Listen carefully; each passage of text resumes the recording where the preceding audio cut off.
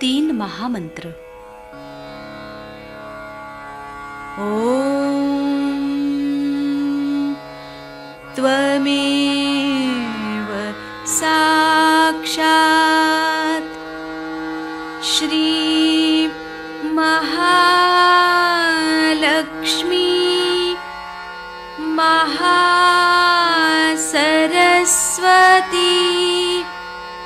महाकाली त्रिगुणात्मिका कुण्डलिनी साक्षात् श्री आदिशक्ति माताजी श्री निर्मला देव्यै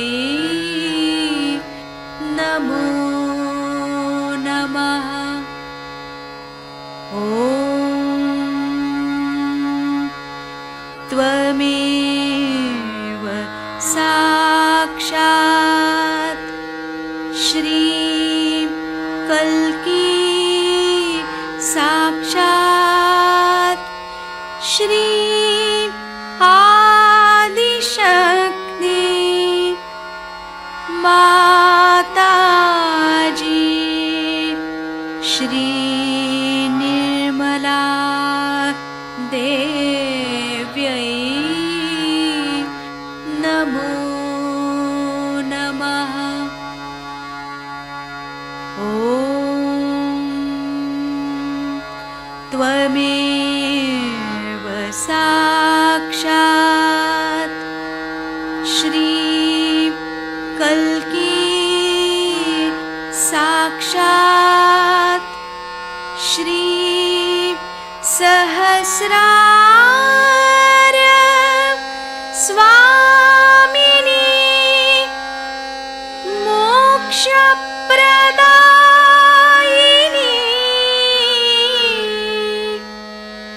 माताजी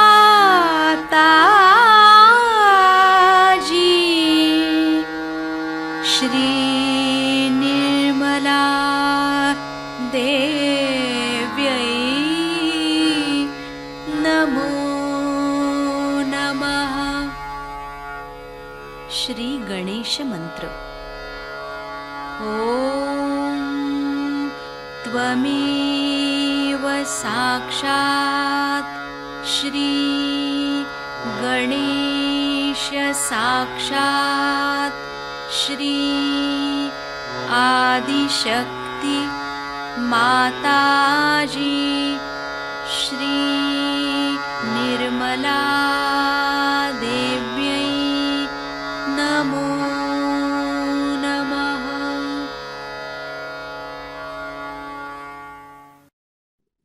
जय श्री माता जी। दोनों हाथ माँ के सामने हृदय में श्री माता जी को नमन करते हुए, परम पूजनीय श्री माता जी, हम सभी के हृदय में अपना प्यार भर दीजिए। श्री माता जी, हमारे इस हृदय में अपना पूरा प्यार भर दीजिए।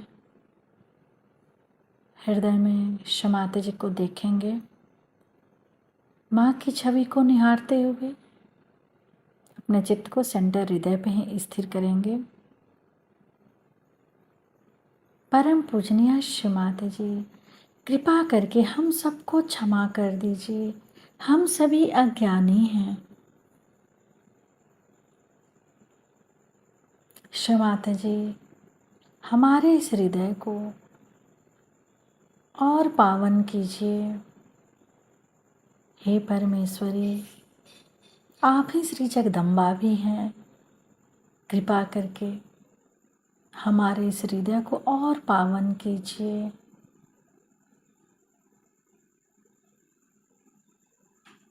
श्री माता जी, हमारे इस हृदय को और पावन कीजिए ताकि आप यहाँ आ सकें।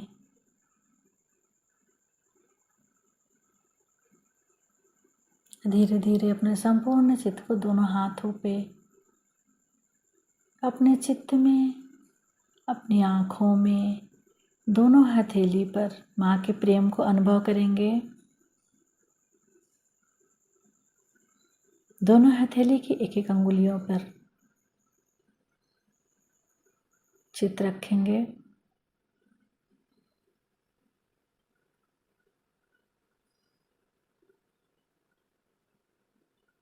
अपने संपूर्ण चित्त को सेंटर मूलाधार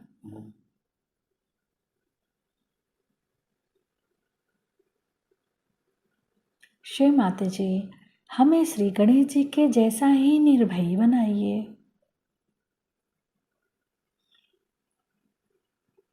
सेंटर मूलाधार से सेंटर स्वादिष्ठान, सेंटर नाभि, पूरा भव सागर,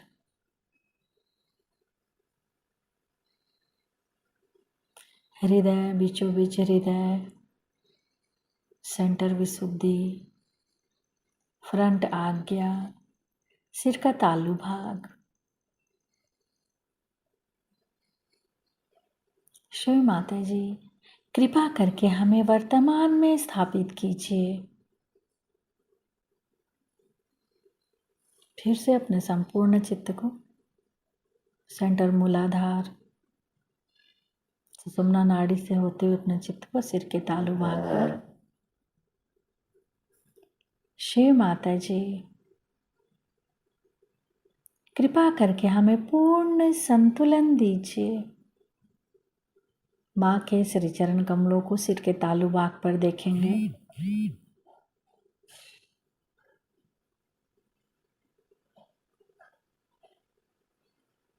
सिर के तालु भाग पर माँ के श्री चरणों की परिक्रमा करेंगे 7 टाइम्स क्लॉकवाइज।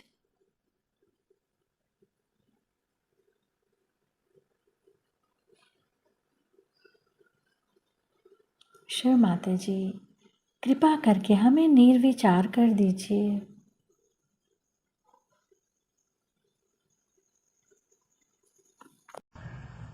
सवेरे 4 बजे से काम शुरू हो जाता है, एक के बाद एक खत्म होते होते हर जगह पे देर होती है।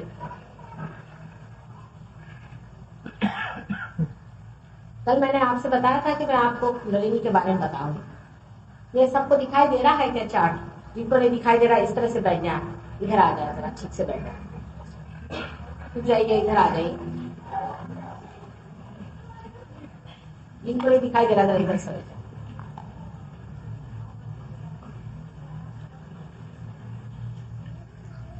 Who's going to show? Somebody who knows English.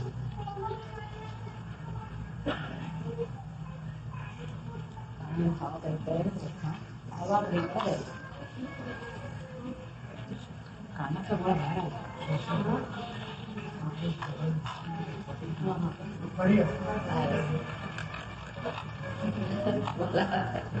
वो है कलर। हाँ, और कब आइए सीता जो भाई को दे दीजिए। जरा बैठिए, अब आप देखिए सामने बैठिए। ठीक है,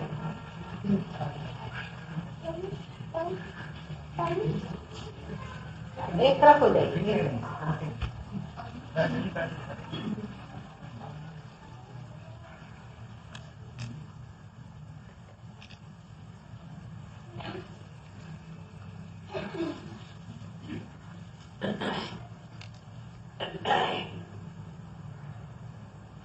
मैंने आपसे कल बताया था कि मानव जिस प्रकृति से बना है उस प्रकृति ने अपने अंदर बड़े कमाल के काम कर रखे हैं और इसी कारण हम बनाए गए।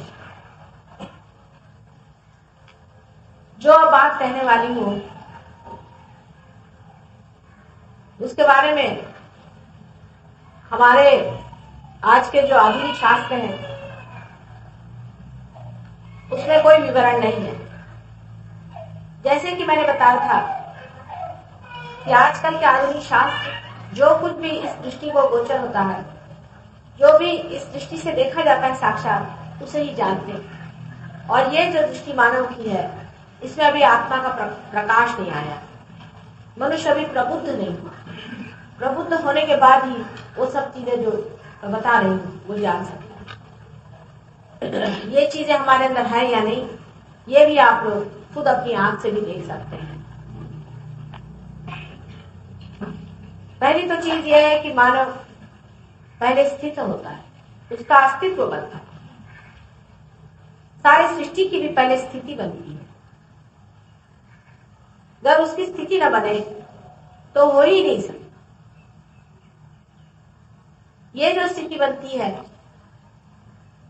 ये हमारे अंदर जिस परमात्मा की शक्ति के वजह से बनती है, उस शक्ति को हम लोग सदाशिव की शक्ति कहते हैं या शिव की शक्ति। इस शक्ति से हमारा अस्तित्व बनता है, एग्जिस्टेंस। इस शक्ति का नाम ऋषि मुनियों ने महाकाली दिया। यह शक्ति हमारे अंदर राइट साइड से गुजर के लेफ्ट साइड को निकल आती है, जैसे कि यहां दिखाया गया है। और दिखाई मेरा नाम क्या था, उधर आओ, और दिखा दो। इसे वहन करने वाली जो नाड़ी है, जो चैनल है, उसे ईड़ा नाड़ी कहते हैं। अब ये सब चीजें जो है, ये सूक्ष्म चीजें, सटल चीजें, ये बाह्य में दिखाई नहीं देती, लेकिन इसी नाड़ी से हमारे अंदर जो लेफ्ट सिंपैथेटिक नर्वस सिस्टम है, उसका प्रादुर्भाव होता है, वो मैनिफेस्ट होता है। Left sympathetic nervous. उसी प्रकार जैसे कि स्थिति होती है, जिस तरह से हमारा अस्तित्व होता है, अस्तित्व का न रहने से हम मृत्यु को प्राप्त होते हैं। इसका मतलब यह है कि यही शक्ति जब नष्ट हो जाती है तो हमारा संहार हो जाता है। इसीलिए इसे बहुत से लोग संहार शक्ति के नाम से भी जानते हैं।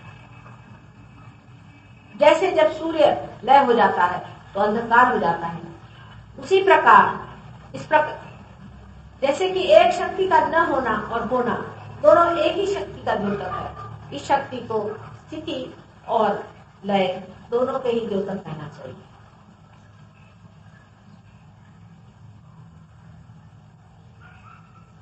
दूसरी जो शक्ति हमारे अंदर विचरण करती है, जिससे कि हम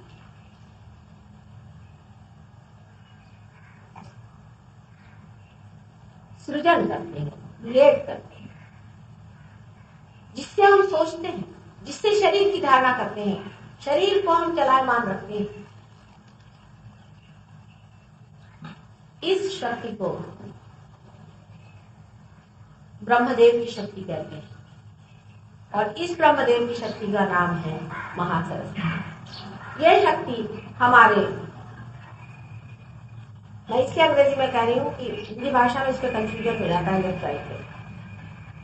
ये हमारी लेफ्ट साइड से गुजर के और राइट साइड में आ जाती है। ये शक्ति वहन करने वाली जो नाड़ी है, जो सूक्ष्म नाड़ी है, अति सूक्ष्म नाड़ी है, इसे पिंगला नाड़ी कहते हैं। जो पहली नाड़ी है उसे चंद्र नाड़ी भी कहते हैं और इसे सूर्य नाड़ी भी कहते हैं। इस नाड़ी से हमारे अंदर राइट सिंपैथेटिक नर्वस सिस्टम, ये तो सूक्ष्म नाड़ी है, लेकिन जो जड़ नाड़ी है, जो आंखों में को दिखाई देती है और जो कार्यान्वित है, वो राइट सिंपैथेटिक नर्वस सिस्टम, उसका प्रादुर्भाव है। इस नाड़ी से मैंने आपसे बताया कि हम शारीरिक कार्य तथा मानसिक कार्य जिससे हम सोचते हैं, विचारते हैं, वो होता है। पहली जो नाड़ी है, जिसे हम चंद्र नाड़ी कहते हैं या ईड़ा नाड़ी कहते हैं, इससे हमारा सुप्त चेतन कार्यान्वित रहता है। इससे सब कॉन्शियस कहते हैं। जैसे आज आप मेरी बातचीत सुन रहे हैं, इस वक्त आप वर्तमान में मेरी बात सुनते हैं और फौरन उसे सुप्त चेतन में डाल देते हैं। कॉन्शियस माइंड से आप सुन रहे हैं और कॉन्शियस माइंड से आप सबकॉन्शियस में से डाल देते हैं और इसी मन की वजह से आपके अंदर संस्कार होते हैं, चाहे वो सुसंस्कार हो चाहे वो कुसंस्कार हो, जिसे कंडीशनिंग अंग्रेजी में कहते हैं। इसी से हमारा गत होता है, भव होता है, माने जो कुछ हमारी बीत गई पास्ट वो होता है। इसे हम भूतकाल कहते हैं। सारा जो कुछ बीत गया है वो हमारे इसी नाड़ी के कारण संग्रहित होते रहते हैं और उसी का बहुत ही अति सूक्ष्म रिकॉर्डिंग या संकलन इस कुंडलिनी में होता है। कुंडलिनी शक्ति ये महाकाली शक्ति का ही अवशेष। सदाशिव की शक्ति जो है ये हमेशा स्थित है, जैसे कि एक बीज होता है। इसी बीज में से ये दोनों शक्तियां जागृत होती हैं और अंत में इसी में लय हो जाती है और इसीलिए उसे सदाशिव है, क्योंकि वो शक्ति हमेशा स्थित रहती है। उसमें से दूसरी शक्तियां जागृत होकर के फिर उसी में लयमान हो जाती है। इसके अलावा बीचों बीच हमारे अंदर एक और शक्ति निहित है, जिसे वहन करने वाली नाड़ी को सुषुम्ना नाड़ी ऐसे कहते हैं।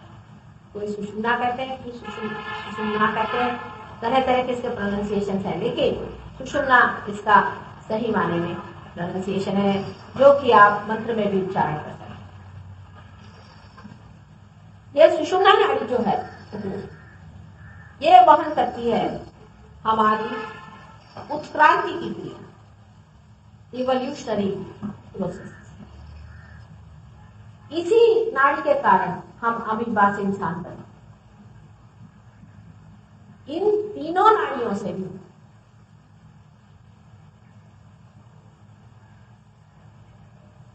जो कुछ घटित होता है, जो कुछ बन पड़ता है, जो कुछ जीव हासिल करता है, जो कुछ पाता है, वो हमारे सेंट्रल नर्वस सिस्टम में रहता है, जो पीछे की ओर हमारे दिमाग से नीचे की ओर उतरती है। आज जो मानव की चेतना है, जैसे आज आप हैं, वास्तविक में जो आपने पाया हुआ है वो आपके सेंट्रल नर्वस सिस्टम में, आपके कॉन्शियस माइंड में पूरी तरह से स्थित है। इस प्रकार मैंने आपसे 4 संस्थाओं के बारे में बताया। जो मध्यवर्ती संस्था है, इसको हम श्री विष्णु की शक्ति कहते हैं। श्री विष्णु की शक्ति से पहले तो धर्म की धारणा होती, धर्म की धारणा से ही उत्थान बनते जाते। जैसे कि एक आप केमिस्ट्री का पीरियोडिक टेबल देखें तो आप समझ सकते हैं कि किस खूबी से सारे जितने भी एलिमेंट्स हैं उनको परमात्मा ने किस खूबी से उनको व्यवस्थित रूप से रचा और उसकी अलग अलग शक्ति कही है या धर्म धारणा उनको दी हुई है। उनके 8 वैलेंसीज होती हैं और ये सब कुछ आप किसी भी मेडिकल या किसी भी केमिस्ट्री वाले से पूछ सकते हैं। और ये 8 वैलेंसीज में से किसी के पास में 4 होती है पूरी या 8 पूरी होती है जो संपूर्ण होते हैं, और किसी के पास 1 या 2 या 3 की कमी या जाति होने के कारण ही उनका जो कुछ भी व्यवहार है वो होते रहता है। ये बहुत ही खूबी से बनाई हुई चीज है। ये भी धारणा, ये भी धर्म धारणा, ये भी विष्णु तत्व से ही होती है। जैसे कि सोने की धर्म धारणा है कि वो कभी भी खराब नहीं होता, काला नहीं होता, अंटारिश बनेगा। ये भी धर्म धारणा विष्णु तत्व से। ये विष्णु तत्व हमारे अंदर नाभि पर जागृत है। जब ये तत्व खराब हो जाता है तब हमारी उत्क्रांति रुक जाती है। यही तत्व हमें अधिकतर सहयोग में व्यवहार में लाना है और इसी के बारे में हमें ज्यादा विचारणा करनी है। मैंने आपसे पहले बताया है कि कुंडलिनी जो है ये महाकाली की शक्ति का अवशेष या रेसिडुअल कॉन्सेप्ट।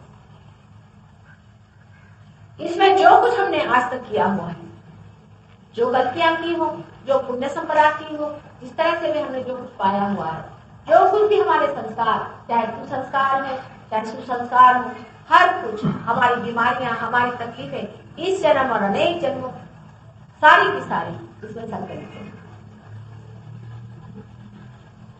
और यही आपकी मां जो ये सारे ही संस्कार आपके अंदर समाये हुए आपके साथ विचरण करती है। इसीलिए इसे हम सहयोग कहते हैं, क्योंकि ये आपके त्रिकोणाकार अस्थि में सारे तीन कुंडलों में स्थित होंगे। ये साढ़े तीन क्यों हो चुके हैं वगैरह का भी बड़ा भारी गणित है। अगर उत्तर भी मैं बोलने लगूं तो एक इसके लिए दूसरा तो गणित पर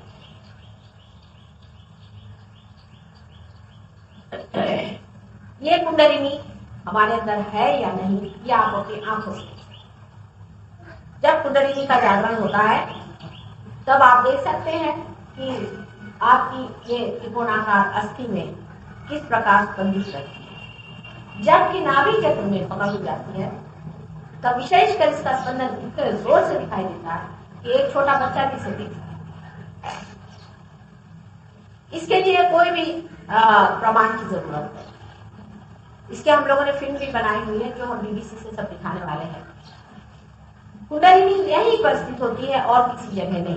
अब आप पढ़िए, कोई कोई किताबें हैं, एक एवन साहब ने एक इतनी बड़ी किताब कुंडलिनी की लिखी है, उनको अभी तक ये भी पता नहीं एग्जैक्टली कहाँ कुंडलिनी, फिर लिखते क्यों?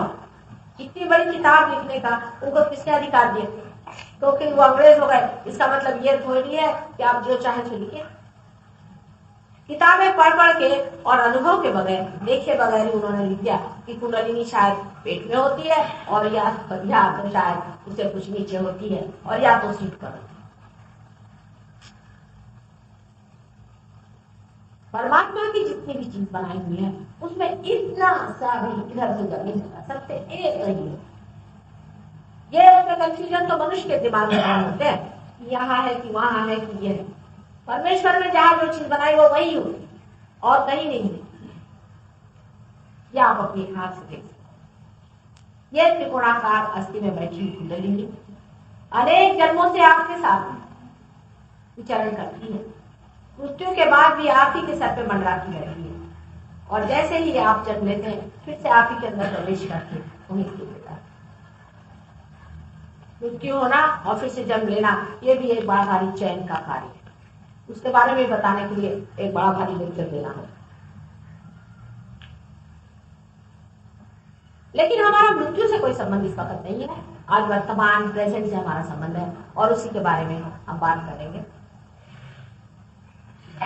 जैसे कि लेफ्ट साइड की ईड़ा नाड़ी हमारे सबकॉन्शियस से मतलब रखती है, हमारे पास से मतलब रखती है, उसी प्रकार राइट साइड की जो नाड़ी है जिसे पिंगला नाड़ी कहते हैं वो हमारे फ्यूचर से संबंध रखती है, भविष्य से संबंध रखती है। और जो बीचों बीच हमारी जो नाड़ी है वो आज से, वर्तमान से, इस क्षण से।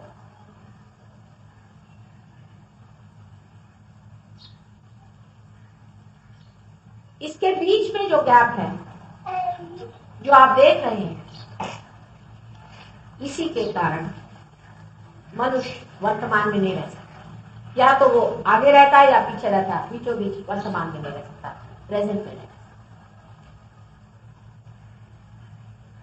अब कुंडलिनी जागरण कैसा होता है वो देखिए। जिस वक्त आप मेरी और हाथ ऐसे करके देख बैठे हैं तब मेरे अंदर से जब ये शक्ति बहते बह रही है वो आपके हाथ से गुजर के, क्योंकि इन उंगलियों में भी आप देखिए, वहां उंगलियों में इन्होंने दिखाया नहीं है लेकिन दूसरे चार्ट में हमने दिखाया था इनमें भी चक्र, राइट और लेफ्ट में, राइट हैंड में और लेफ्ट हैंड में भी चक्र।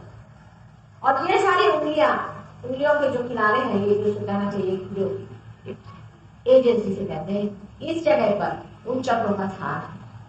और ये जब जागरूक के कौन से और दूसरों के कौन से। इससे लेफ्ट से मिल जाएंगे, इससे राइट से मिल जाएंगे, दोनों साइड के चक्र आप उसको जानते हैं। और जब आप चक्रों को पकड़ लेते हैं तो आप कोई भी बीमारी चक्रों की वजह से ठीक कर सकते। जैसे कि एक कल लड़की आई थी जिनकी कि बिल्कुल अब हालत ठीक हो गई, बहुत अच्छे से चलने वाले लगी, उनको मल्टीपल स्क्लेरोसिस था जो कि इनक्योरेबल, कोई नहीं ठीक कर। वो सर्जरी से ठीक क्यों हो? वजह यह है कि इसमें तो पहले निदान रखता है कि कौन से चक्र पकड़े, मूलाधार चक्र पकड़ा हुआ, हृदय चक्र पकड़ा हुआ। अगर आप मूलाधार चक्र में श्री गणेश को जागरूक कर दें और चक्र में शिव को संतुष्ट कर दें, जो चक्र है, जो अंतर्हित है, जो उसके बेसिस है, उसको ही आपने अगर ठीक कर दिया तो आदमी ठीक हो जाए। डायग्नोसिस भी इंसान ही करता है, जो बार आदमी हो जाता है वो खुद ही डायग्नोसिस करता है, वही ट्रीटमेंट देता है, वही दवा भी देता है और वही दूसरे को उपचार भी देता है। जो सबसे पहला चक्र है वो कुंडलिनी के नीचे है। इसे बहुत समझ से परमात्मा ने वहां रखा। ये चक्र जो है बंद था, ये चक्र श्री गणेश के कारण शोभित है। इस चक्र का नाम मूलाधार चक्र है और उससे ऊपर मूलाधार है। त्रिकोणाकार अस्थि को मूलाधार कहते हैं, कोई लोग उसको कुंड कहते हैं, विद्याभर के नाम से। पर मूलाधार चक्र में श्री गणेश जी करते हैं और ये जो मूलाधार चक्र है इसको समझ लेना बहुत बहुत जरूरी है कि इसी से हमारा सेक्स भी संचालित है। और उस पर श्री गणेश को बिठा दिया। श्री गणेश एक अबोध बालक है, इसलिए उनको वहां बिठाया, क्योंकि वो इतने पवित्रतम है कि उन्हें कोई भी गंदगी नहीं छू सकती, इसलिए उनको बिठाया है। क्योंकि छोटे बालक में इतनी अबोधिता होती है, कहना चाहिए इनोसेंस होता है, कि वो ही सब चीजों से परे होता है, इसलिए श्री गणेश वहां बिठाया।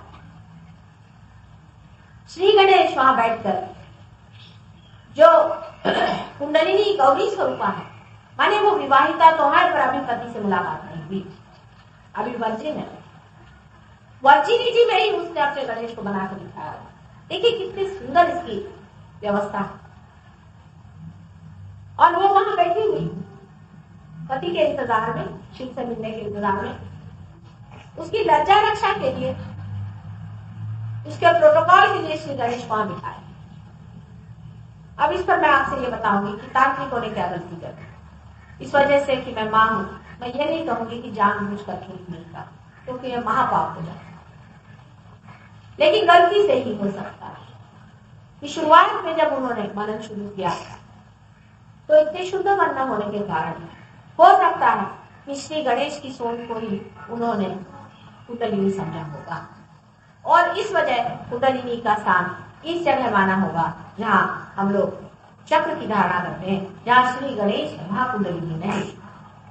और इसीलिए उन्होंने ऐसी थ्योरी निकाली हो कि सेक्स करने से कुंडलिनी ऊपर चढ़ती है। शुरुआत में शायद ऐसी गलती हो गई हो सकता है, क्योंकि माँ के रिश्ते में मैं पूरी तरह से उनको दोष नहीं दिया, वो भी मेरे बच्चे ही हैं। लेकिन इससे बढ़ के और कभी भी कोई गलती इंसान ने नहीं। आप सोचिए कि कुंडलिनी आपकी मां है और उस पर कितना बड़ा दोषारोपण है।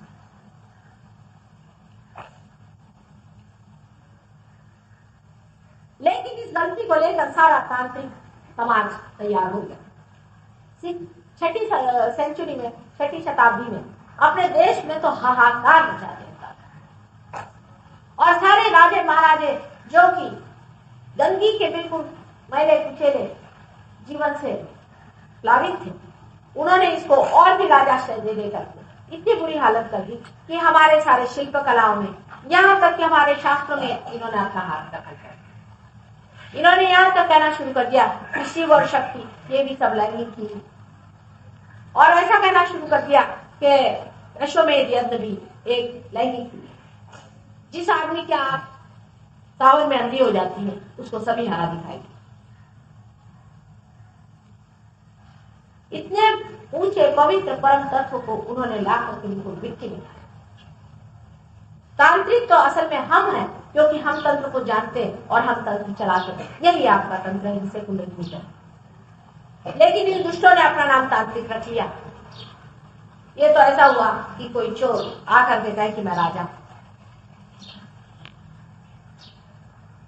और इसी दुविधा के कारण मनुष्य को यही नहीं समझ में आता है कि कुंडलिनी का नाम लेते ही माता जी पवित्रता की बात कैसे करती। यह कुंडलिनी जो कि ये पवित्र तब चीज है, उसका संबंध पवित्रता से लगाने में ही लोग चौंक जाते हैं। कितना अंधकार।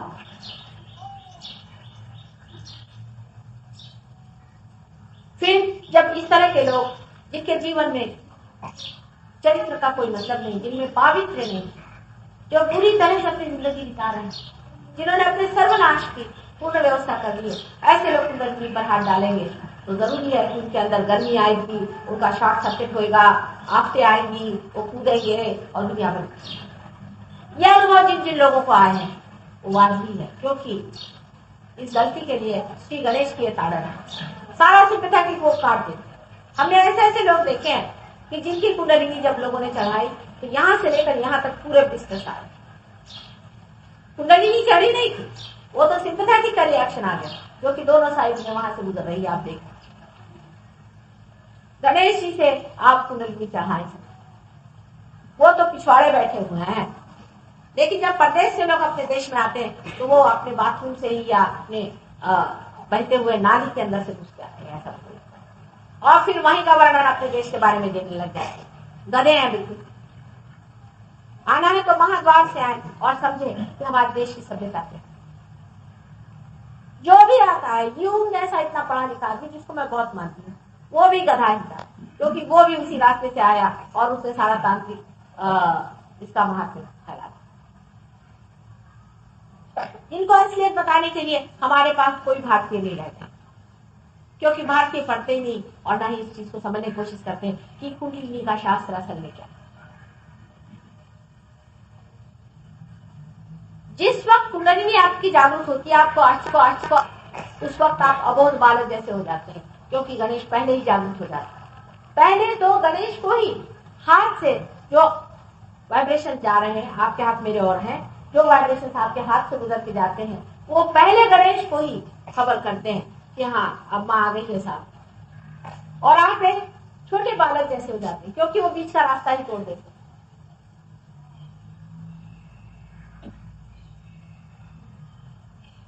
उसके बाद ही कुंडलिनी उठती। जब तक गणेश सैंक्शन नहीं करेंगे कभी कुंडलिनी नहीं उठती।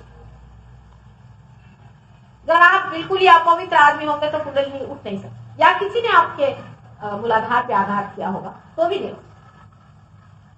अधिकतर आजकल के गुरु यही धंधा कर, आपकी कुंडलिनी को ये लोग तोड़ते हैं। मुझसे लोग बहुत नाराज होते हैं जब मैं गुरुओं को बुरा भला कहती हूँ। माता जी मत, क्या मैं उनके गले में हार पहना और उनकी आरती उतारूं जो आपकी कुंडलिनी को तोड़ते, जो आपके पुनर्जन्म होने का सारा ही संसार तबाह कर देते हैं और आपको उससे वंचित कर लेते हैं जो आपका अपना अधिकार है।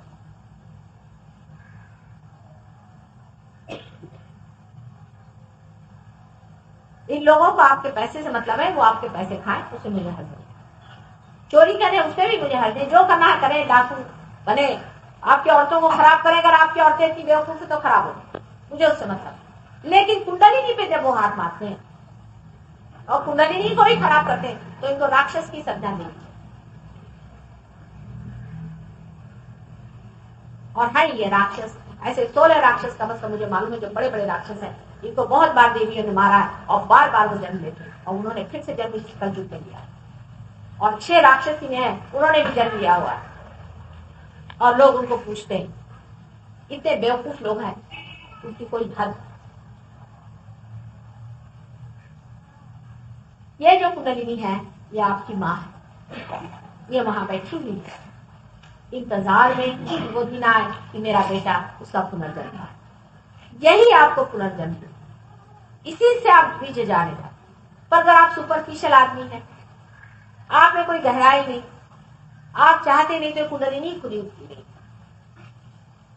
आपने अगर गलतियां करी हैं तो भी वो बताती कि इन्होंने ये गलती की है।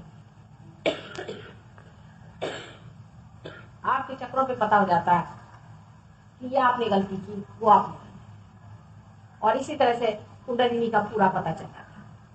लेकिन अगर आप अपनी कुंडलिनी को ठीक से संभाल के रखे हैं, जैसे कबीर ने कहा कि दास कबीर जतन से ओढ़ी, जैसी की तैसी रख दीनी चतन, उसी वक्त ऐसे लोगों की कुंडलिनी बहुत आसानी से जागृत हो जाती है। अब इसके बाद जो ऊपर का चक्र है, जिसे स्वादिष्ठान चक्र कहते हैं, ये हमारे नाभि से निकलता है और चारों तरफ घूमता है, इसे स्वादिष्ठान चक्र कहते हैं। और ये नाभि से निकलते चारों तरफ घूमता है। स्वादिष्ठान चक्र से हमारा चित्त कार्यान्वित होता है, अटेंशन।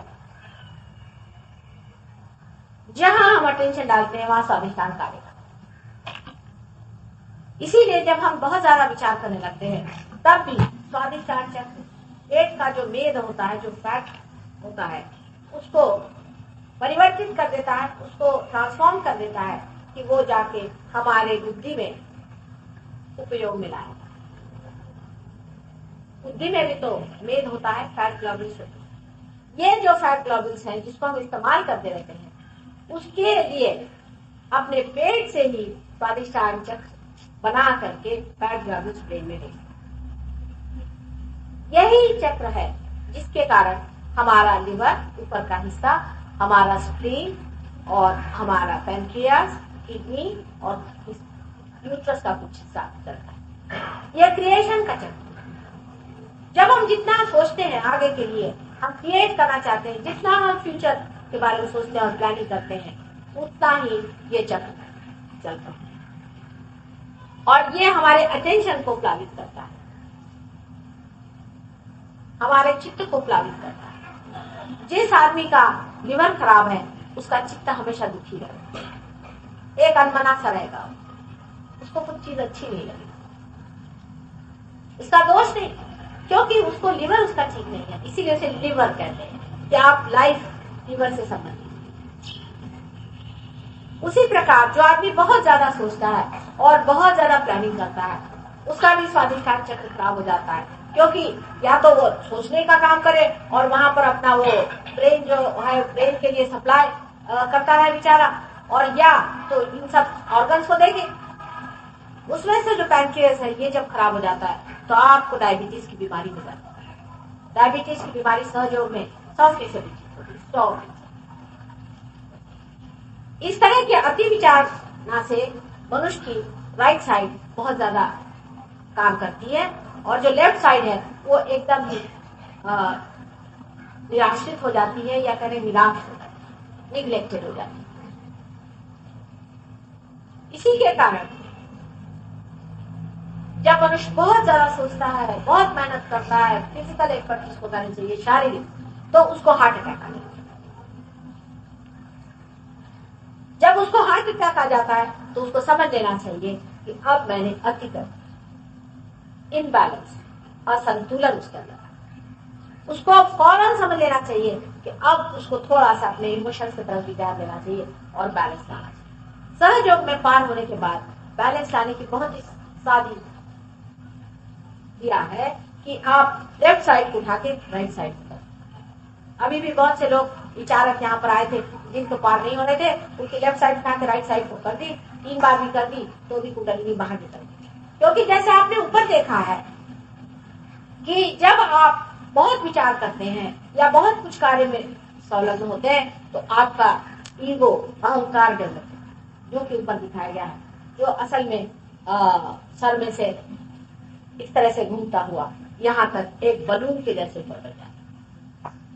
और जब आप अपने अंदर कंडीशनिंग करते हैं, मतलब उस ईगो को दबाने की कोशिश करते हैं, तो आपके अंदर प्रति अहंकार जागृत होता है, जिसे सुपर ईगो कहते हैं। वो आपके पीछे से लेकर के राइट साइड में यहाँ तक आता है, वो भी एक बलून हो जाता है। इस तरह के 2 बलून आपके अंदर तैयार हो जाते हैं। जब एक बलून दूसरे से ज्यादा डेवलप हो जाता है तो वो दूसरे पे काबू पा लेता है और उसको दबा देता है। आजकल हिंदुस्तानी लोगों का ईगो ज्यादा बढ़ा है, क्योंकि हम लोग डेवलप कर रहे हैं। तो बहुत प्लानिंग कर रहे हैं, बहुत कार्यरत हैं, बहुत सोच रहे हैं, तो हमारा ईगो बढ़ा। आजकल पाश्चिमात्य लोगों का सुपर ईगो बढ़ गया, क्योंकि उनका इतना ईगो बढ़ गया था पहले, इतना ईगो बढ़ गया कि सुपर ईगो का एकदम दबोच मारा, तो परेशान हो गए लोग ईगो से।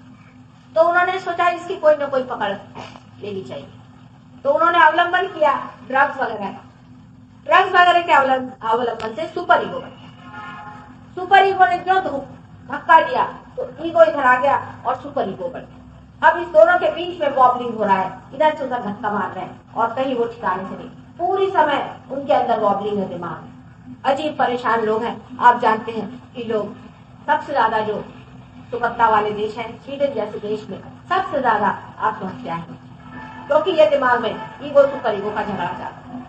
उनके बस का नहीं थी। एक मिनट में आप अगर देखें तो 100 आदमी बैठे हो अमेरिकन, तो उनकी किसी की नाक से खुल रही है, किसी का सर चल रहा है, किसी की आंख फड़क रही है, किसी के मुंह ऐसा हो रहा है।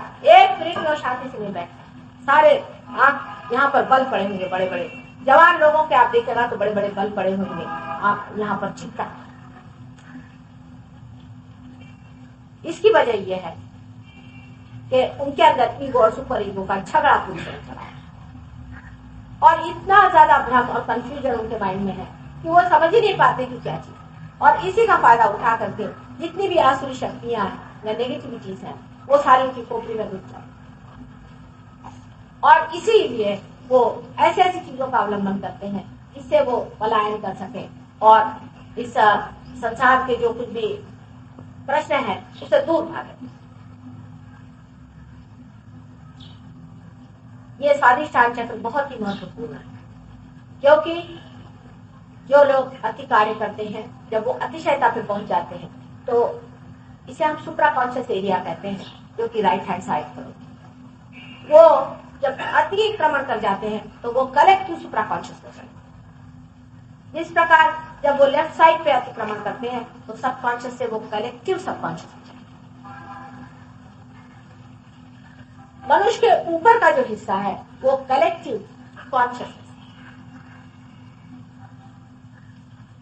अब जो लोग बहुत ज्यादा मरे हुए आदमियों के विचार करना, मृत्यु पर विचार करना, विशेषकर बुद्ध धर्मी लोगों में बहुत ज्यादा ये चीज आ गई। आश्चर्य की बात कि बुद्ध धर्मियों ने पता नहीं क्यों मृत्यु को इतना ज्यादा माना। हालांकि मेरे विचार से बुद्ध ने कभी नहीं माना, और बुद्ध ने तो यहाँ तक कहा था किसी भी चीज की, मरी हुई चीज की आप पूजा न।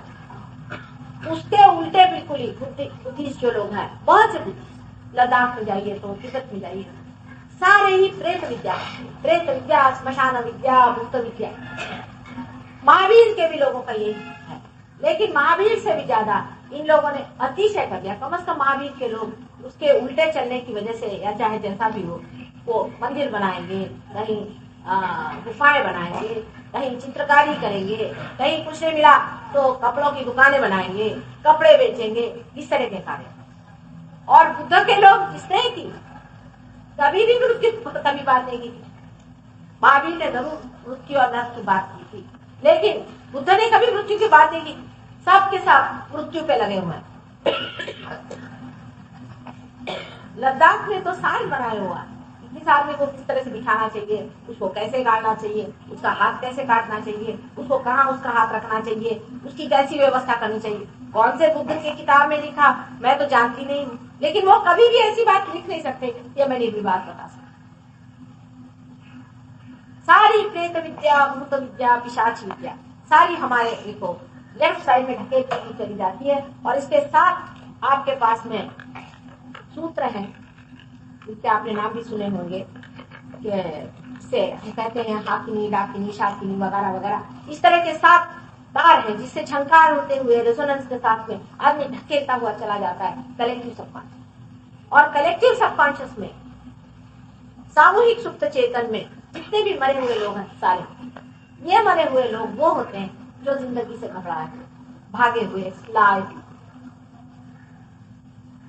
जो बहुत ही दुष्ट प्रवृत्ति के भी होते हैं, महादुष्ट प्रवृत्ति के भी हो सकते हैं, लेकिन उनमें हिम्मत नहीं कि खुले आम ये काम करें, जो बहुत सीक्रेटली ये गंदे काम। ये लोग प्रकार की अतृप्त होते हैं, वो भी वहीं पे विचरण करते हैं। उससे परे ही हमारा स्थान होता है। जब हम मर जाते हैं तो हम कलेक्टिव सबकॉन्शियस में रहते हैं, लेकिन हम उस दिन का इंतजार करते रहते हैं जिस दिन हमारा पुनर्जन्म होता है। हम उस चीज को नहीं मानते हैं कि आप अतृप्त भावना से यहाँ भटकते रहे। ये भटकते हुए जीव जो होते हैं लेफ्ट साइड में, वो बहुत ही खराब होते हैं। और जब वो अपने शरीर में या अपने आज्ञा चक्र से जब प्रवेश करते हैं तो मनुष्य को जो मिर्गी जैसी बीमारियां या सर फिर जाना या इसे कहते हैं कि पागल हो जाना, दुनिया भर की तरह की बीमारियां हो जाती, ये सारी कीड़ा नाड़ी की बीमारियां हैं। और जो साइकोलॉजिस्ट जिसे ट्रीटमेंट देते हैं वो सारी बीमारियां हमें लेफ्ट सबकॉन्शियस से। अब हमारे जो फ्रॉइड साहब थे वो भी एक ही अकलमंद थे। उनको तो मेरे ख्याल से उनको एक आंख ही थी, मेरे ख्याल से दूसरी आंख थी। वो सिर्फ यही साइड देखते थे, उन्होंने दूसरी साइड देखी नहीं। वो कहते थे कि सारा कंडीशनिंग है, बाकी कुछ नहीं। और उसकी शुरुआत तो सेक्स से होती है, उन्होंने सारी चीज लाकर सेक्स को उतार दिया। काश वो थोड़ा सा भारतीय मानव शास्त्र पढ़ते तो उनकी अकल थोड़ी, लेकिन इतनी एकांगी उनकी दृष्टि थी, वो एक ही साइड में देखते थे। और स्वयं जीवन में अत्यंत घृणित आदमी थे, उनका अपने माँ से ही गंदा संबंध था, इसलिए उन्होंने सारी चीज ला करके गंभीर रखा। और होता भी है, अगर साइकोलॉजिस्ट हर समय पागल आदमियों के साथ रहेगा तो खुद ही पागल होता है। उसके अंदर वो सारी गंदगियां आ जाती हैं जो वो पागल आदमियों से देखता है। ये शायद साइकोलॉजिस्ट जानते नहीं। अब हमारे यहाँ आए हुए हैं जो वहाँ के बड़े अच्छे साइकोलॉजिस्ट हैं, वो खुद बताते हैं। क्योंकि अगर किसी आदमी को टीबी हो जाए तो हम समझते हैं कि उसे टीबी हो गया, हमें बचाव करना चाहिए, लेकिन इन भूत प्रेत से बचाव करने का हम कोई तरीका नहीं जानते हैं। हम लोग जब उनसे डील करते हैं, उनसे जब बातचीत करते हैं, तो हो सकता है कि वो भी हमें सुख दे दें। और इसी कारण बहुत से लोगों की बीमारियां लोग छीन लेते हैं, क्योंकि वो इसे देख नहीं पाते। ये सूक्ष्म चीजें हैं, ये अपने अंदर वास करती हैं, लेकिन ये जरूर होती है और ये स्थित होती है। अब राइट साइड में जो आप जाइए तो इससे राइट में आपको सुप्रा कॉन्शियस एरिया में आप अगर पहुंचे तो वहां से आप अगर अतिक्रमण कर दें तो आप कलेक्टिव सुप्रा कॉन्शियस लोग रहते हैं जो बहुत महत्वाकांक्षी होते हैं, एम्बिशियस लोग होते हैं, जो हमेशा फ्यूचर की बात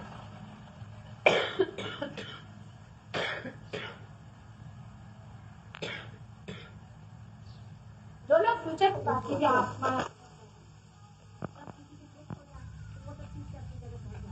लेकिन जैसे हिटलर मरा होगा तो वो यही बैठा होगा, क्योंकि अभी आप छुपता है तो वो वहां गया। बहुत ज्यादा महत्वाकांक्षी लोग होते हैं, उनके लिए जरूरी है। जब आप सुप्रा कॉन्शियस में चले जाते हैं तो आपके अंदर इसमें से स्पिरिट आ जाते हैं। जब ये स्पिरिट आपके अंदर आ जाएंगे तो वो आपके अंदर आप बड़ी पागल पागल जैसे दौड़ता रहेगा, अंत में आप देखते उसको हार्ट अटैक या फिर पागल हो जाएगा, मृत्यु हो जाएगा। बहुत से बच्चे आपने देखा होगा पढ़ते हैं, उसके बाद में फर्स्ट क्लास और फर्स्ट क्लास ये बड़ी कॉमन चीज है। ये किसी भी चीज की महत्वाकांक्षा करेंगे या अतिशय की करेंगे,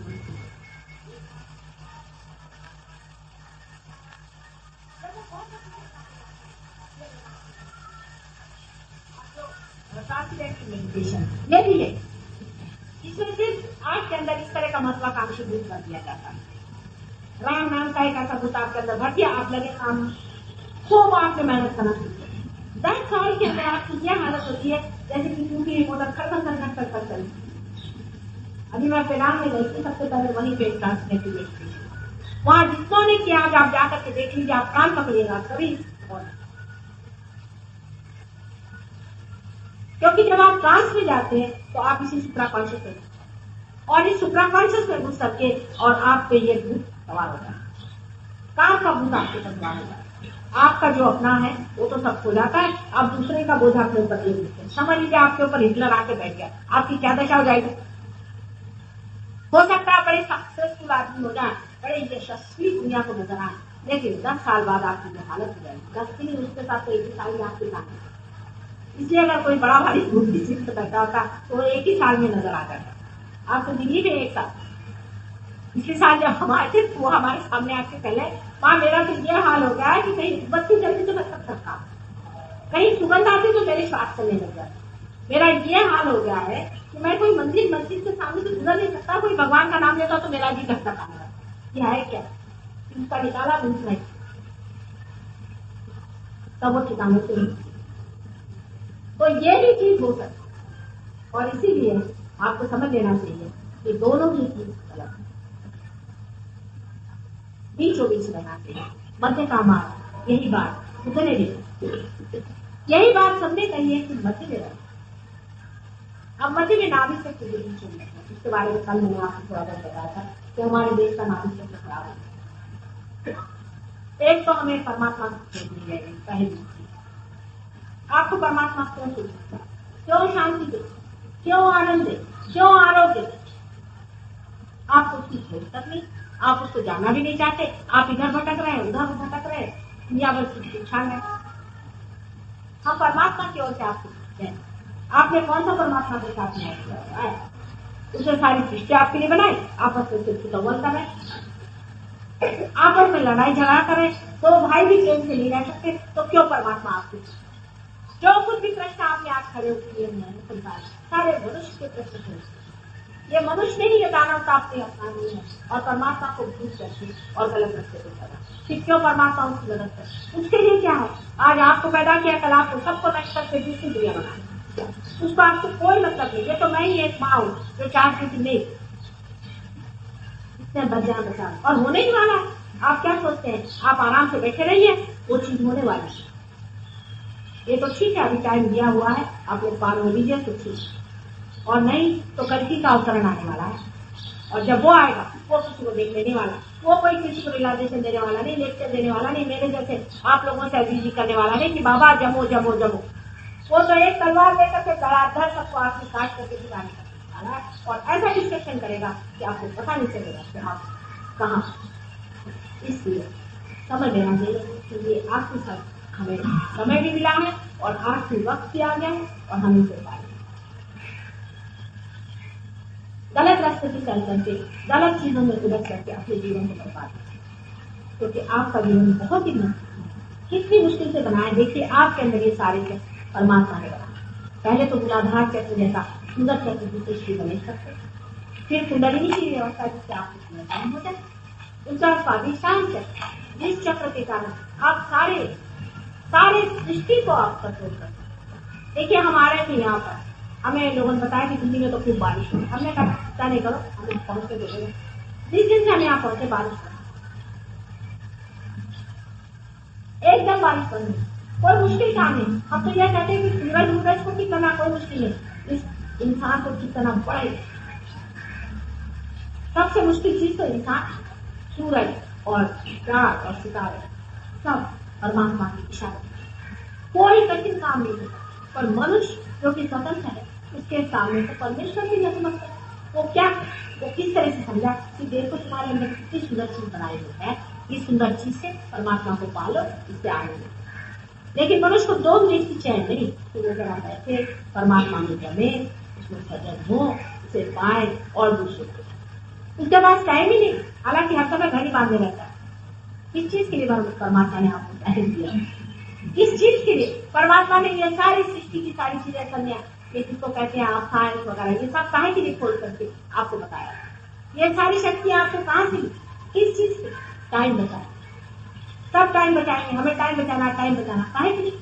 पहले वो हमें पब में जाना है, वीकेंड टाइम क्या कहें, टाइम बचा करके, और हमें बॉलरूम में डांस करने जाने का, ये टाइम बचा। टाइम इसलिए बचाना है कि आप ध्यान करें, ध्यान में जमे और पाए अपने, इसीलिए परमात्मा ने ये सारी शक्तियां आपको। अब उससे ऊपर आप देखें कि मैंने आपसे नाभि चक्र के बारे में कल कहा था कि नाभि चक्र से कम महत्व, इससे ज्यादा नहीं बताऊंगी, लेकिन नाभि चक्र से ही मनुष्य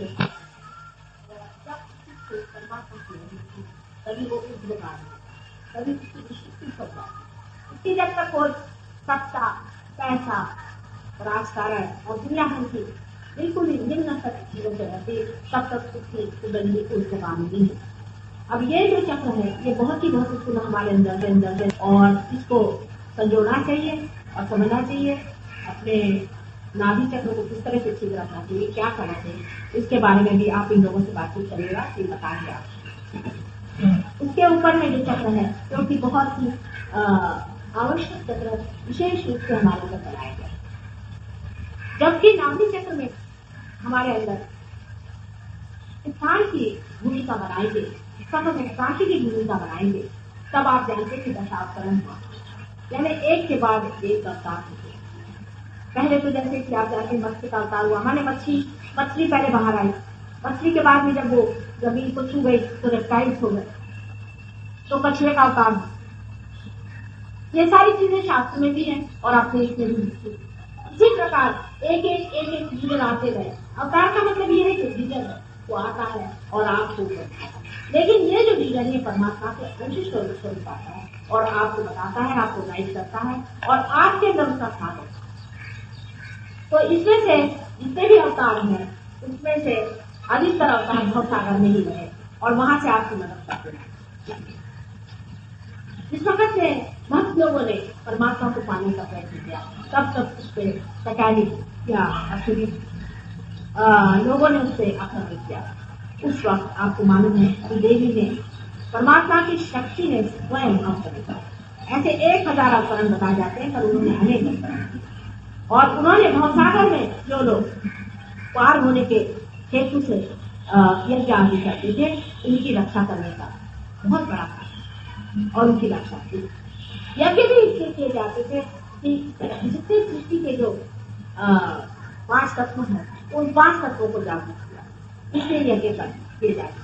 आज उन तत्वों को जागरूक करने की जरूरत नहीं, वो सब जागरूक हो गए हैं आपके अंदर, इसीलिए आपको इलेक्ट्रिसिटी मिलती है और आपको मैग्नेटिज्म आप इस्तेमाल करते हैं। ये सब जागरूक होने की ही वजह से आप खेती भी करते हैं और इसी वजह से आपने सारे जो कुछ आज एडवांस मटीरियल वो इसी वजह से किया है, क्योंकि ये 5 तत्व आपके जागरूक किए गए थे। आगे का आज जरूरत है कि आपसे जो धर्म उससे आपको परे उठाना, उस क्रांति की जो चरम सीमा है उसे पाना, यानी आपको आपके आत्मा से पहचान करवाना, यही आ सकता है। बाकी सब कार्य हो चुका है, सिर्फ यही अंतिम कार्य है। अब ये देवी जी ने मैंने आपको बताया कि आपकी रक्षा हमेशा की और उनके 1000 नाम हैं और इनके बारे में इतना भी कहा जाए इतना कम है। आप लोग सब जानते ही हैं कि देवी शक्ति सूक्ष्म मंत्र ये तो ये कितनी डायनामिक है या ये कितनी सूक्ष्म है, इसका बताना कुछ आसान है, क्योंकि वो सब जो चीजें हैं वो आपके अंदर है नहीं और उसको समझाना मुश्किल है। यानी इतनी कार्यान्वित है, इतनी सूक्ष्म, इतनी प्रेममय कि एक जैसे उंगली मात्र डूब जाए और सारी सृष्टि को घुमा दे, इतनी इसमें शक्ति है। इससे भी ने अनेक बार आपके लिए अपहरण लिया और अनेक राक्षसों का नाश किया, जिससे कि आप अपने धन में सकते हो। अब इसकी जो राइट साइड में जो उदय चक्र है उसके बीच में जगदम्बा का स्थान है, जो कि आपकी माँ। जब आप ये भूल जाते हैं कि जगदम्बा आपकी माँ, तब आपके अंदर अरक्षा का भाव, जिसको कि सेंस ऑफ इनसिक्योरिटी, जब ये हो जाता है तब आपको श्वास की बीमारी, श्वास की बीमारी जिसे कहते हैं कि अस्थमा वगैरह, अस्थमा और दूसरा ये कि औरतों से जो होता है ब्रेस्ट कैंसर वगैरह, वो भी किसी सेंस ऑफ इनसिक्योरिटी। ये सेंस ऑफ इनसिक्योरिटी जगदम्बा का स्थान युक्त रहने से होता है और जगदम्बा का स्थान जागरूक करने से ही स्थिति होती है। जितनी भी लंग्स के कैंसर वगैरह बीमारियां तब इस स्थान को जागरूक करने से।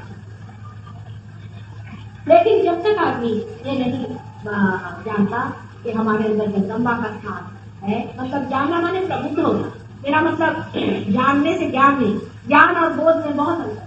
बोध है, जब उसे ये बोध हो जाता है कि जगदम्बा हमारे अंदर स्थित है, तभी उसका स्थान। इसके राइट साइड में जो चक्र दिखाया गया है ये श्री राम का, यहाँ श्री राम का ये पिता का स्थान। लेफ्ट साइड में जगदम्बा का स्थान है और बीचों बीच नंबर और नेक्स्ट पार्वती जी का, क्योंकि हमारी माँ तो माँ करता है। आपके अगर लेफ्ट चक्र में पकड़ा हो तो आपके माँ के बारे में पूछा जाए तो पता होगा कि आपको माँ बीमार है या पढ़ रही है या माँ नहीं करती। जब लेफ्ट के बिल्कुल एक्सट्रीम में हो रहा तो आपको लेफ्ट बीमारी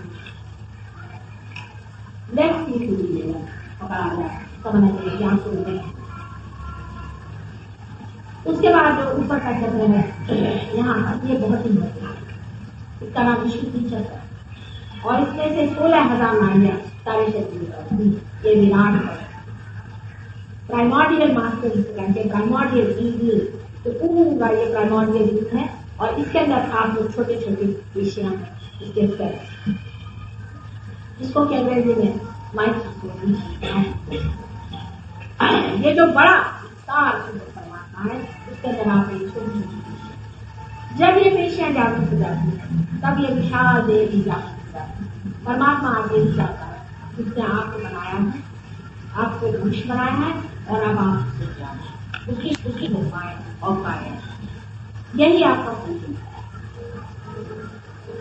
यही आपको बनाने का है। और ये चक्र इसलिए बहुत ही महत्वपूर्ण है विशुद्धि चक्र में सारा ही श्री कृष्ण बताता है। श्री कृष्ण को हम अभी समझ नहीं पाते। श्री कृष्ण एक बड़े भारी डिप्लोमैट के होते हैं, उनसे सीखना हो तो राजकारण सीखे और सारी गीता उनकी डिप्लोमैट, आप समझते आप नहीं, जब वो इतने बड़े डिप्लोमैट है तो उन्होंने सोचा कि बेवकूफ हम इन बेवकूफों को कैसे सीधे हाथ उनके घी नहीं निकलने वाला। उन्होंने आपको गोल घुमा के बात बताई है तो मैं आप थोड़े में संक्षिप्त में बताऊंगी क्योंकि काफी चीजें हैं बताने।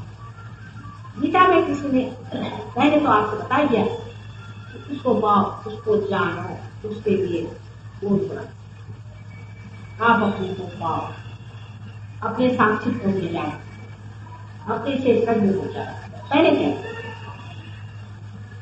लेकिन अर्जुन जो थे वो अभी समझ नहीं पा, तो उन्होंने पूछा तुम तो कह रहे इधर के अपने में जाओ, उधर कह रहे तो मेरी समझना। उनका मतलब ये था कि जब आप साक्षी को हो गए तब क्या और क्या सब मिला ही है। लेकिन जब अर्जुन ने ऐसा सवाल किया तो एक पिता को उन्होंने बड़ी जिसके साथ की है जो आपके साथ भी चल रहे थे। हम तो माँ है, सब तो साथ साथ बात करा क्या आपको बुद्धू बना रहे हैं, क्योंकि आप बुद्धू बनना चाहते तो कुछ किया। पिता का तरीका होता है, माँ का तरीका होता है।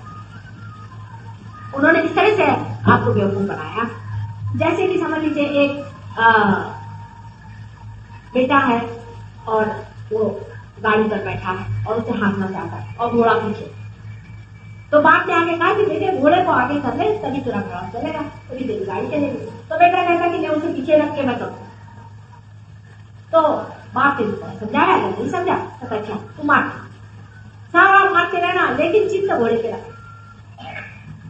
जो उन्होंने कह दिया आपसे कि आप चित्त परमात्मा के जो कुछ कर्म करे, अब ये कर्म योग देखिए कैसा सकता बड़ा भारी सकता है, ये कर्म करते रहो और सारा बोझा परमात्मा पे, यह हो ही नहीं। ये डिप्लोमेसी एब्सर्ड कंडीशन था, एब्सर्ड कंडीशन। अगर आप ये सोचते हो कि हम जो भी करने बड़े कर्म योगी परमात्मा को छोड़े तो आप अपने को धोखा करते रहिए, आप कभी भी नहीं ले सकता क्योंकि आपका ईगो बना हुआ है। जब तक आपका ईगो बना हुआ है आप कोई सा भी काम करेंगे कभी भी ये नहीं सोचते तो सत्य के करना। जब आप पार हो जाए तब आप दूसरी तरह की भाषा बोलते हैं, ये जा रहा है ये आ रहा है, ठीक है भाषा, ये उठ रहा है ये मत चल रहा, कुंडलिनी उठ रही ये पार है। आपका कर बेटा भी होगा तो भी कहेंगे माँ क्या कर ये पार नहीं तो होते हैं तो होते नहीं होते कर्मण्येवाधिकार फलेषु मा कदाचित्, ये सारा सहयोग के बात करते हैं कि कर्म हम देखिए हमने कुंडलिनी का ऊपर तक ला स्थिर की दे दी तब जाकर जब कुंडलिनी चढ़ती नहीं तो हम क्या करें फलेषु कदाचित्। कर्म का फल परमात्मा में छोड़िए होता ही है,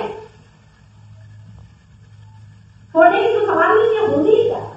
आप अकर्म में आए, आपके हाथ की चीज बैठी सूर्य है या कर्मों में बैठे उनसे आ रहा है प्रकाश से सारी धरती में आप देख रहे हैं हरियाली छाई हुई, एक एक पत्ते पत्ते में हरियाली कर रहे, लेकिन अकल को बैठे इनएक्टिव भी एक्टिव है, खुद इनएक्टिव है अंदर से और एक्टिव अपनी एक्टिविटी देखते हैं और इनएक्टिव भी चल जाता है। ये सिर्फ पार होने की बात नहीं हो सकता, लेकिन जब मारा नहीं अर्जुन है तो अच्छा बेटे वो है मारते रहो बोले पर मार की और बात। उसने जब देखा बेटा कर गया मारना बेटा कुछ बोला आगे तो कहती जो बोला आगे चलो ये तो मैं कभी तेरा बोला ये फर्क होगा, क्योंकि बेटे की बेअकली को क्या वो बात कुछ है तो भेजा उसे कहा चलो इस टाइम से करो तो काम हो जाए। भक्ति योग में भी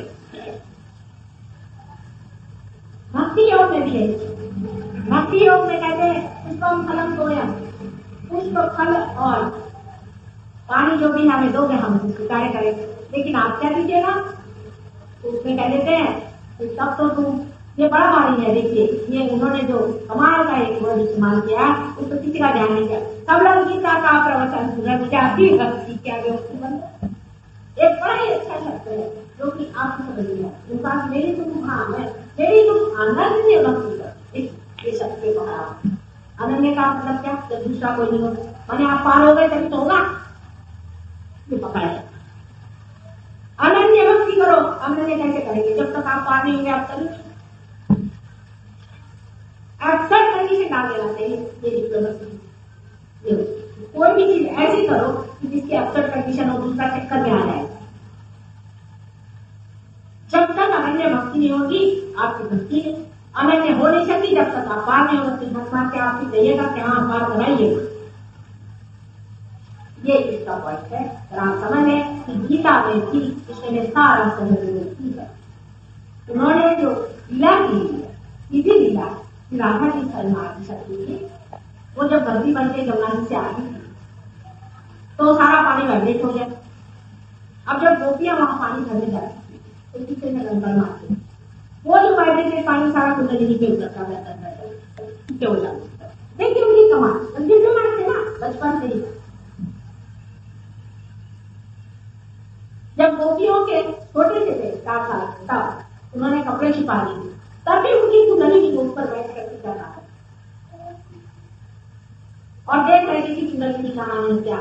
ऐसे लोग सब बैठा करते थे क्या कहीं उस जमाने में कोई ऐसा कहता गोकुल में कि अभी ऐसे बैठो और लेक्चर में तो कोई सुनता राम वो भी यही राम शक्ति और सही राम का मतलब है राम राधा की शक्ति थी उसका हाथ पकड़ा के नाचते नाचते राधा की थक जाए सीधा ऐसे कहकर कोई आके मैं तेरे पैर लगा लेकिन सुना और कुछ मुरली बजा रहे।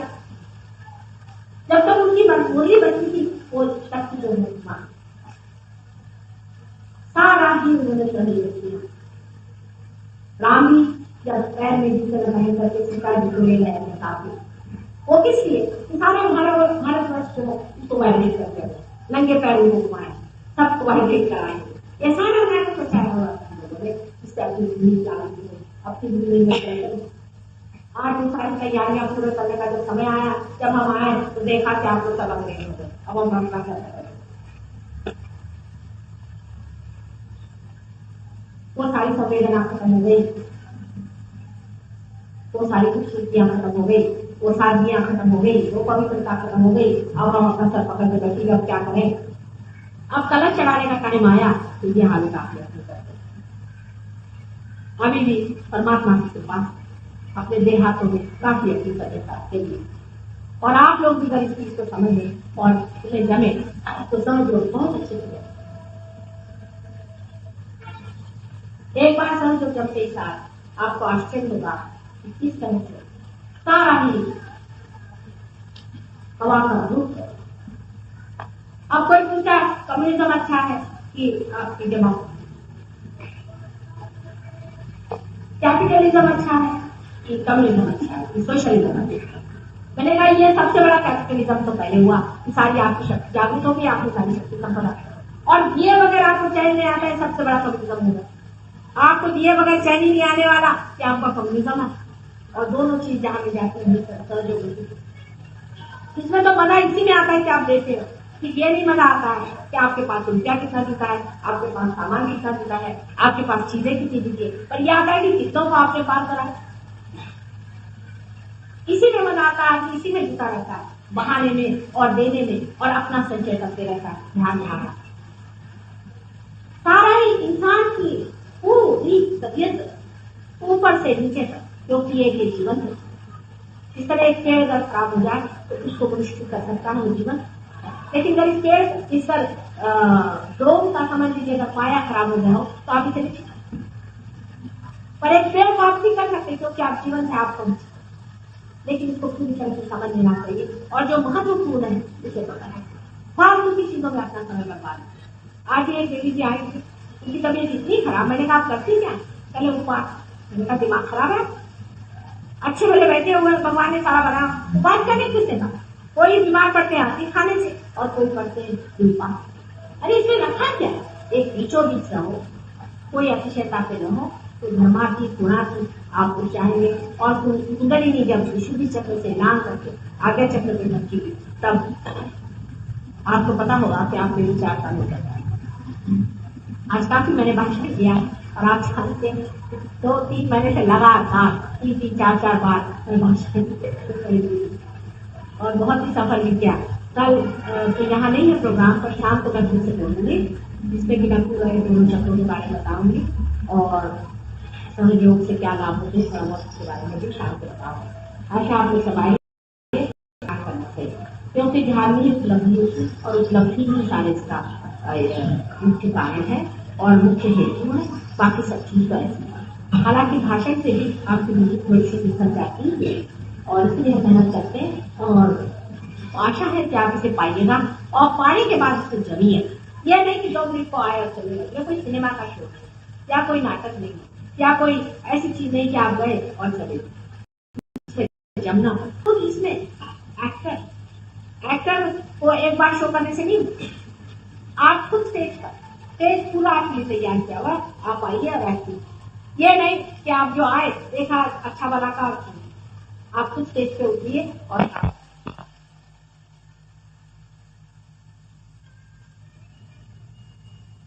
आज के भाषण के बाद शाम को भी भाषण होगा 5 बजे से और 7 बजे तक हम लोग खत्म कर देंगे, क्योंकि यहाँ से जाने के लिए मेरे जाती है जाना।